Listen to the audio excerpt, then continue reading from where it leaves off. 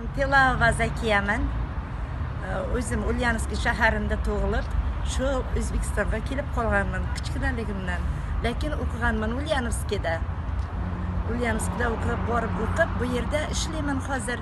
Hozir men Tatar boshqarma markazida muavinman.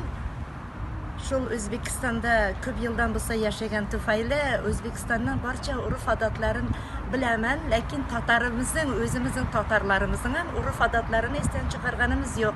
Bizlar ko'p uchrashamiz, shol markazimizda uchrashib, o'zimizning albatta urf-odatlarimizni, uchrashuvlarimiz bor, dugolarimizni borisin bizlar bilamiz, ham o'rganamiz.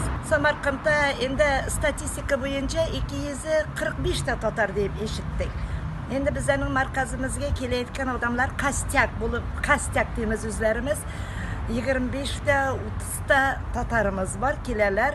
Mana shu yerda yashagan barcha Samarqand viloyatining O'zbekiston Respublikaning tatarlarining otidan shu barcha Qozonning ovullarında, Qozonning posyolkalarında, shaharida yashaydigan tatarlarga ulug' katta zo'r salom jibaraman. Shul bilasizlarmi? Tatarcha jirlarni bekam yarataman. Ovozim motor bo'lmasa ham yarataman. Baribir bir jirni aytib sizlarga bir bo'lagin bo'lsa ham aytmoqchiman. Kübele güllerge qunsa güller dibranam ekan, kübele güllerge qunsa güller dibranam ekan.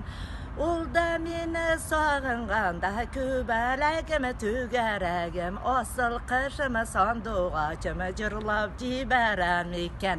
Ana shul xohlar edimki, bizlarning barcha tatarlar bir-birini sog'insinlar, shu jir orqali bir-birine qaynar salomlarini aytsinlar.